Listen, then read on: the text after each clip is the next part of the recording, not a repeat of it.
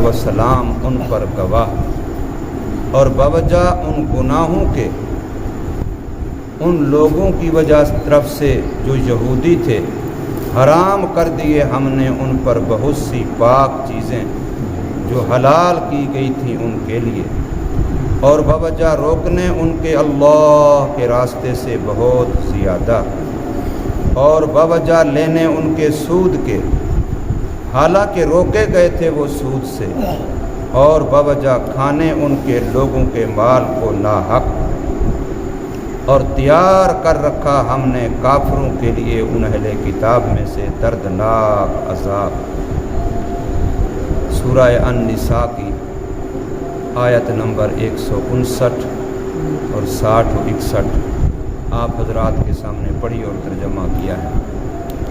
इन तीनों आयतों में यहूद और नसारा, इन दोनों की चंद और खामियों का, कोताहियों का तज़किरा किया गया है, और साथ में मुसलमानों को तसल्ली दी गई है, और उनका अंजाम बद भी बयान हुआ है। हमारा अक़ीदा ये है कि हज़रत ईसा अलैहिस्सलातु वस्सलाम इसी जिस्मानी दुनियावी जिस्म के साथ आसमानों पर आज भी ज़िंदा मौजूद हैं, और इस पर इतना ज़्यादा हदीसें हैं जिनको उलमा ने अहादीस मुतवातिरा कहा है, और कुरान मजीद की मुतअद्दद आयात भी इसी बात की तायीद और तस्दीक कर रही हैं। इसलिए ईसा अलैहिस्सलातु वस्सलाम क़ियामत से पहले तशरीफ़ लाएंगे और फितनाए दज्जाल का ख़ात्मा फरमाएंगे।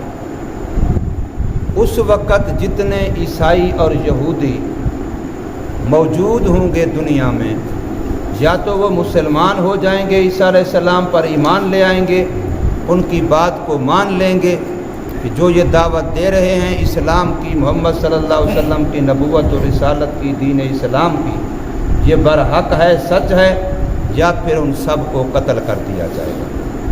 अगर कोई यहूदी किसी जगह छुपने की भी कोशिश करेगा तो जिस जगह की ओर लेगा, जिस चीज़ की ओर लेगा, वही आवाज़ देगी कि मेरे पीछे यहूदी है, छुपा हुआ है। दरख्त होगा तब, पत्थर होगा तब, पहाड़ होगा तब, किसी भी जगह पर वो छुपने की कोशिश करेंगे तो उनको कहीं पनाह नहीं मिलेगी। और उस वक़्त फिर यहूदी मान लेंगे कि वाकई हम गलती पर थे, हमने ईसा अलैहिस्सलाम की जो कत्ल का कहा था, सूली का कहा था, ये गलत था।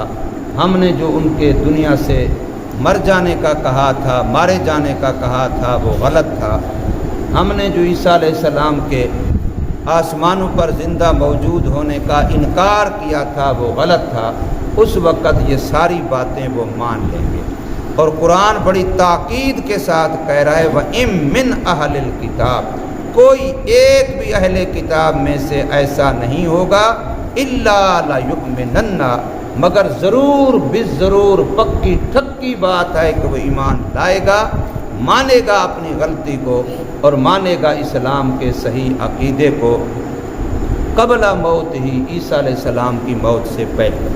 अभी ईसा अलैहिस्सलाम ज़िंदा हैं, दुनिया में दोबारा तशरीफ़ ला के 40 साल का अरसा फिर भी ज़मीन पर रहेंगे, और उसके बाद उनका विसाल होगा, और फिर मदीना तैयबा में रोज़ा अक़दस के अंदर हुज़ूर सल्लल्लाहु अलैहि वसल्लम के कदमों में और हज़रत अबू बकर सिद्दीक़, हज़रत उमर फ़ारूक रज़ी अल्लाह तआला अन्हुमा के साथ वहाँ उनकी कब्र बनेगी, तदफीन होगी। और फरमाया व यौमल क़ियामा, और क़ियामत वाले दिन यकूनु अलैहिम शहीदा, ईसा अलैहिस्सलातु वस्सलाम इन यहूदियों के गवाह बनेंगे कि इनकी कौन सी बात सही थी, कौन सी बात गलत थी, आमाल के लिहाज से भी और अकायद के लिहाज से भी। ईसा अलैहिस्सलातु वस्सलाम इनके ख़िलाफ़ शहादत और गवाही देंगे। ये जो मेरे बारे में ईसाइयों का नज़रिया था कि ये खुदा का बेटा है, गलत था। इनका जो नज़रिया अक़ीदा था कि खुदा 3 हैं, गलत था। इसी तरीके से जो यहूदियों का अक़ीदा था कि ईसा अलैहिस्सलाम सूली पे चढ़ा दिए गए, कत्ल कर दिए गए, गलत था। تو یہ حضرت عیسیٰ علیہ السلام اس کی گواہی دیں گے۔ اور یہودیوں کے لعنتی اور پھٹکار کی اور مغضوب علیہم ہونے کی اور عیسائیوں کے بھی اللہ تعالیٰ کے ہاں مردود ہونے کی وجوہ بیان کرتے ہوئے قرآن کہتے فَبِظُلْمٍ مِّنَ الَّذِينَ هَادُوا، پس بوجہ ظلم کرنے ان لوگوں کے جو یہودی ہیں، حرمنا علیہم طیبات، ہم نے پاک چیزیں ان پر حرام کر دی۔ اب قرآن قصوں کی کتاب نہیں ہے، قرآن کوئی ناول نہیں ہے، قرآن کوئی ہمیں جی بہلانے کے لیے واقعات سنانے کے لیے نہیں ہے۔ قرآن کہہ رہا ہے کہ یہودیوں پر حلال چیزیں حرام کی گئی جو انہی کے مذہب میں پہلے حلال تھی، پھر انہی پر حرام کی گئیں، پھر کچھ دوبارہ انجیل میں حلال کی گئیں، اور قرآن نے پھر ان ساری کو دوبارہ حلال کر دیا ہے۔ اب اس کی وجہ کیا ہوئی کہ ایک چیز پاک ہے، طیب ہے، حلال ہے، لیکن وہ حرام ہو جاتی ہے، فرمایا بظلم، اس کی وجہ ظلم ہے۔ اور ظلم کا سب سے اعلیٰ فرد جو ہے، ظلم کی سب سے بڑی شکل، گندی شکل وہ شرک ہے۔ ان الشرک لظلم عظیم، شرک سب سے بڑا ظلم ہے۔ اور امام بخاری رحمہ اللہ نے صحیح بخاری شریف کتاب الایمان کے اندر عنوان قائم کیا کہ ظلم دون ظلم، کہ ظلم کے بہت زیادہ درجات ہیں۔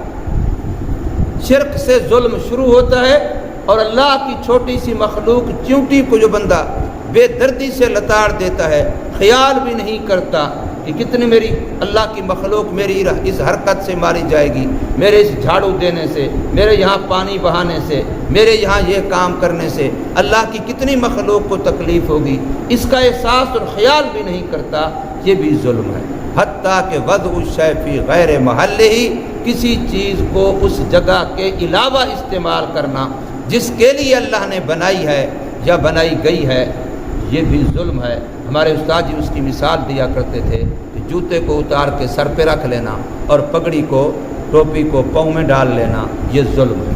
اس لیے کہ ٹوپی پگڑی بنے ہیں سر کے لیے اور جوتا بنا ہے پاؤں کے لیے، جب اس کا الٹ استعمال کرے گا تو یہ ظلم ہے۔ اللہ نے آنکھ دی ہے، دی کس لیے ہے؟ اللہ نے کان دیے ہیں، دیے کس لیے ہیں؟ اللہ نے اولاد دی ہے، دی کس لیے ہے؟ اللہ نے گھر دیا ہے، دیا کس لیے ہے؟ اللہ نے بیوی بچے دیے ہیں، دیے کس لیے ہیں؟ اگر اس مقصد میں استعمال کر رہا ہے، اللہ نے رزق حلال دیا ہے، پیسہ دیا ہے، کس لیے دیا ہے؟ عہدہ دیا ہے، منصب دیا ہے، کس لیے دیا ہے؟ اگر وہاں استعمال کر رہا ہے جس لیے اللہ نے دیا ہے، یہ انصاف ہے، ورنہ یہ ظلم ہے۔ اور ہمارے ایک مولانا صاحب ہیں، اب بھی زندہ ہیں، بیمار ہیں بیچارے، بلوچستان کے، کراچی میں جب پڑھتا تھا اس وقت ان کا ایک بیان سنا تھا، مجھے ابھی تک وہ بھولتا نہیں ہے۔ انہوں نے فرمایا ہمارے پاکستان ملک کا یہ المیہ ہے کہ ہمارا صدر وزیر اعظم سے لے کر کے چپڑاسی چوکیدار تک ہر بندہ ظالم بھی ہے، مظلوم بھی ہے۔ ہر بندہ اپنے سے نیچے والے کے لیے ظالم ہے، اور ہر بندہ اپنے سے اوپر والے کے مقابلے میں مظلوم ہے۔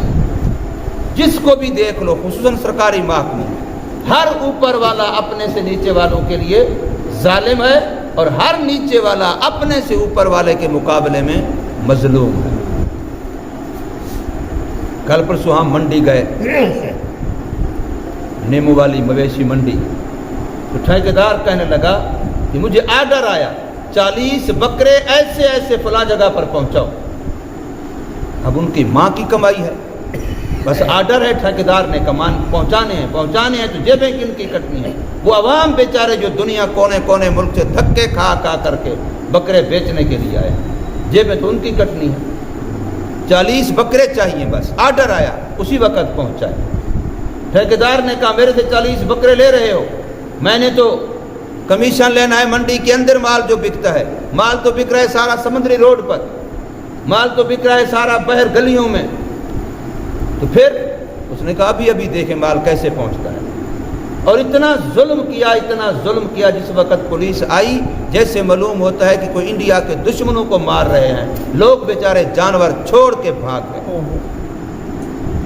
ایسے آ کے پولیس ٹوٹ پڑی کہ تم منڈی کے علاوہ یہاں بیچ کیوں رہے ہو؟ بھئی بندوق کی شرابی تو کہہ سکتے ہو، اسپیکر میں اعلان کریں دکاندار اپنی دکانوں کے اندر چلے جاؤ، نہیں تو کوئی نہیں بچے گا۔ بیر جو بھی آیا اس کو، حتیٰ کہ جو خریدار آئے ہوئے تھے بیچارے ان کو بھی ڈنڈے مارے۔ اور بتا رہے تھے، مجھے ایک ساتھی نے بڑی دردناک بتایا کہ ایک آدمی تھا، وہ بیچارہ جانور لایا ہوا تھا، غریب سا آدمی، چند جانور گھر کے پالے ہوئے، ایک چھوٹا سا بچہ اس کے ساتھ، ایک چھوٹی سی بچی اس کے ساتھ، دونوں نابالغ بچے بالکل چھوٹے چھوٹے، وہ اس کے ساتھ ہیں، پتہ نہیں کہاں سے وہ بیچارہ پٹھان تھا، دور سے آیا۔ اب اس کو پکڑ لیا پولیس نے، پہلے مارا پھر پکڑ لیا پولیس نے۔ اب وہ چھوٹے بچے دونوں بلبلا رہے ہیں، رو رہے ہیں، چیخ رہے ہیں کہ ہمارے ابو کو پکڑ لیا، جانور ان سے قابو نہیں ہوتے۔ کافی دیر کے بعد ایک دکاندار نے ترس کیا، جا کے پولیس کی منت کی، انہوں نے کہا تو بڑا لگتا ہے، دے دے پیسے، اتنا بھی چھوڑ دیں گے۔ پھر اس نے کسی بڑے سے ایک آدمی سے فون کروایا، پھر اس بیچارے کی جان چھوٹی، اور دو آدمیوں کو پکڑا لئیے کہ سرائکی بتا رہے تھے، ان کو بعد میں چھوڑا، 15 ہزار روپیہ لے کر کے تھانے کے سے پہلے چھوڑ دیا۔ اب بتاؤ یہ کیا ہو رہا ہے؟ ظلم نہیں ہے؟ اس طرح کا ظلم جو ہے، اس کی وجہ سے اللہ کی طرف سے رزق کے دروازے بند ہوتے ہیں۔ ان کے لیے یہ تھا کہ اللہ نے حلال کو حرام کر دیا، تو آج اللہ نے ہمارے لیے حلال کو حرام کر دیا۔ کیا مطلب؟ یعنی رزق موجود ہے، پاکستان بڑا زرعی ملک ہے، یہاں بڑی ہر چیز پیدا ہوتی ہے، لیکن عوام کی دست رس میں نہیں ہے۔ یہ اللہ کی طرف سے ہے، یہ اللہ کی طرف سے ہے، اور یہ ہمارے کرتوتوں کی وجہ سے ہے، ہمارے گناہوں کی وجہ سے ہے۔ تو اس لیے فرمایا فَبِظُلْمٍ مِّنَ الَّذِينَ هَادُوا، یہودیوں کے ظلم کی وجہ سے، ان کے گناہوں کی وجہ سے، حرمنا علیہم طیبات احلت لہم، ہم نے ان پر حرام قرار دے دی وہ پاکیزہ چیزیں جو ان کے لیے پہلے انہی کی کتاب میں حلال قرار دی گئی۔ تو یاد رکھیے، رزق میں تنگی آتی ہے گناہوں کی وجہ سے، رزق کے دروازے بند ہوتے ہیں گناہوں کی وجہ سے، حلال بھی حرام ہو جاتا ہے بندے پر گناہوں کی وجہ سے۔ یہ قرآن کہہ رہا ہے، حلال چیز ہوتی ہے، پاکیزہ چیز ہوتی ہے، لیکن اس پر حرام ہو جاتی ہے۔ مثال کے طور پر، وہ جی ڈاکٹر نے روک دیا ہے تو نے یہ نہیں کھانا، گھر میں مکھن موجود، ڈاکٹر نے رو دیا نہیں کھا سکتا، گھر میں دودھ موجود، ڈاکٹر نے کہہ دیا تو نہیں پی سکتا، گھر میں گوشت موجود، ڈاکٹر نے منع کیا تو نہیں کھا سکتا، گھر میں چاول اپنی زمین کے موجود، لیکن ڈاکٹر نے منع کیا تو نہیں کھا سکتا۔ یہ اللہ کی طرف سے حرام ہوا ہے، یہ اس کو گناہوں کی سزا مل رہی ہے۔ تو اللہ فرماتے ہیں ہم نے یہودیوں پر پاکیزہ اور حلال چیزیں حرام کر دی ہیں، لیکن کیوں کی؟ پھر ظلم ہے، ان کے گناہوں کی وجہ سے، ان کے ظلم کی وجہ سے۔ آج ملک میں کتنا ظلم ہے، ایک چپڑاسی کو موقع ملتا ہے، کسی بھی سرکاری ادارے میں چلے جائیں تو وہ بھی جیب کاٹنے کے لیے چھری لے کے کھڑا ہے۔ ایک بڑے آدمی کے ڈرائیور کی مجھے اگلے دن کسی نے بات سنائی، تو فلانے کا ڈرائیور ہے، لوگ بیچارے آتے ہیں اپنے کام کے لیے، پھر ڈرائیور ان سے کام مالک سے ملاقات کروا دیتا ہے، صاحب سے ملاقات کروا دیتا ہے، اور کسی کو کہتا ہے فلاں میری پھٹی، کسی کو فلاں پھٹی۔ ایک آدمی سے اور کچھ نہیں بنا، مجھے گدھا لے کے، ہمارے علاقے میں کہتے ہیں پانی گدھے پر بھرنا پڑتا ہے، تو مجھے گدھا لے کے، تو میں 30,000 روپے کی گدھا لے کے دی اس کو۔ یہ پھٹیک ہے، یہ ایک ڈرائیور ہے، وہ تنخواہ لیتا ہے اس سے، کون سا احسان کرتا ہے؟ لیکن وہ بھی چھری لیے کھڑا ہے کہ میرے اس صاحب سے اگر کوئی کام کروائے گا تو میرا بھی اس میں حصہ ہو۔ اور یہی حال ہر جگہ پر ہے۔ چوکیدار کہتا ہے میں دروازے کے اندر نہیں جانے دیتا، دھکے ملیں گے۔ وہ بے نظیر فنڈ دیتے ہیں عورتوں کو، دیکھا کرو یہاں جو عورتیں لے رہی ہوتی ہیں بیچاری بیوہ یتیم، کس انداز سے لے رہی ہوتی ہیں، جانور سمجھتے ہیں ان کو وہاں پولیس والے، وہاں جو چوکیدار کھڑے ہوتے ہیں، جانوروں سے بھی بدتر سلوک کرتے ہیں ان کے ساتھ۔ تو فرمایا ان ظلم کی وجہ سے، نا انصافی کی وجہ سے رزق حلال کے دروازے بند ہو جاتے ہیں۔ اور ان جرم بتایا یہودیوں کا، وَبِصَدِّهِمْ عَنْ سَبِيلِ اللَّهِ كَثِيرًا، اور ان کے زیادہ اللہ کے راستے سے روکنے کی وجہ سے۔ یہ لفظ پر ذرا غور کریں، وَبِصَدِّهِمْ عَنْ سَبِيلِ اللَّهِ کہا ہے، عن دین اللہ نہیں کہا ہے، عن اللہ نہیں کہا ہے، عن آیات اللہ نہیں کہا ہے۔ اللہ کے حکموں سے روکتے ہیں، اللہ کے دین سے روکتے ہیں، نہیں، اللہ کے راستے سے روکتے ہیں۔ اور آج ذرا غور کیا جائے تو کتنے لوگ ہیں جو اللہ کے راستے سے روکتے ہیں۔ یہ جو تبلیغ والے ہیں، مسجد میں آگے لگا مسجد دھو، مسجد پلید ہو گئی ان کی وجہ سے، کیوں؟ اللہ کے راستے میں۔ مجاہدین اللہ کے راستے میں قرآن بار بار بھرا پڑا ہے، لیکن ہمارا ملک کہتا ہے، ملک کا ہر ادارہ کہتا ہے خبردار مولوی صاحب جہاد کا نام نہیں لینا ورنہ تم پر پرچہ ہو جائے گا، تم مجرم قرار پاؤ گے اگر جہاد والی قرآن کی آیت بھی تم سناؤ گے۔ حالانکہ مجاہد اللہ کے راستے میں ہے، دین والا جو بھی دین کا کام کر رہا ہے وہ اللہ کے راستے میں ہے، تو اس سے روکنے کی وجہ سے بھی اللہ فرماتے ہیں ہم نے ان پر پھٹکار ڈالا، اللہ کے راستے سے روکنے کی وجہ سے۔ وَبِصَدِّهِمْ عَنْ سَبِيلِ اللَّهِ كَثِيرًا، کہ بوجہ روکنے ان کے اللہ کے راستے سے بہت زیادہ۔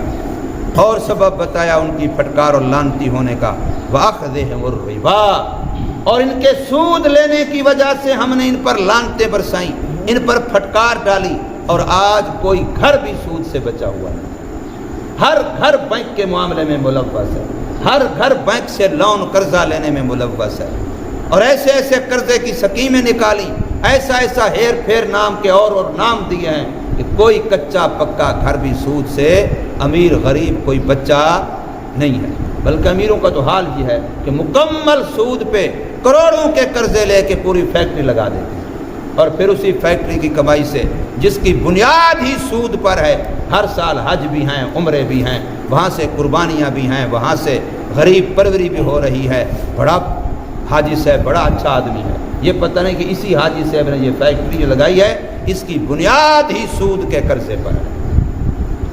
کتنا بڑا خدا تعالیٰ کے ساتھ اعلان جنگ ہے۔ سود لینا کھانا 10 آدمیوں پر نبی پاک صلی اللہ علیہ وسلم نے شراب کی وجہ سے اور سود کی وجہ سے لعنت کی، 10 بندوں پر جو ان معاملات کا گواہ بنے، جو ان سامان کو ایک چیز کو یہاں سے اٹھا کے دوسری جگہ پر اپنی سواری پر کرایہ لے کے بھی لے جائے، اس پر بھی لعنت کی ہے نبی صلی اللہ علیہ وسلم، جو اس کے معاملے معاہدے کو لکھے اس پر بھی لعنت کی ہے نبی پاک صلی اللہ علیہ وسلم۔ تو فرمایا وَأَخْذِهِمُ الرِّبَا، اور ان کے سود لینے کی وجہ سے یہ خدا کی طرف سے لعنت کا پھٹکار کا سبب ذریعہ بنے۔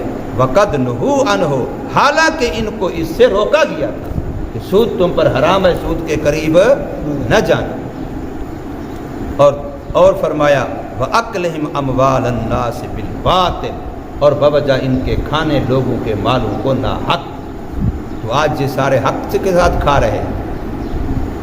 غریب ماچس خریدے تو ماچس کی خریدنے کے ساتھ وہ حکومت کو ٹیکس دے، غریب موبائل کا بینک پہ بیلنس کروائے تو وہ ٹیکس دے، لیکن سارے اوپر بیٹھے ہوئے ہمارے دیے ہوئے ٹیکس پر عیاشیاں کریں، ان کے بچے، ان کی بیویاں، ان کی بیگمات، ان کا ایک ایک گھر کا فرد وہ عیاشیاں کریں غریبوں کے ٹیکسوں پر۔ یہ اموال لوگوں کے مالوں کو ناحق کھانا نہیں ہے۔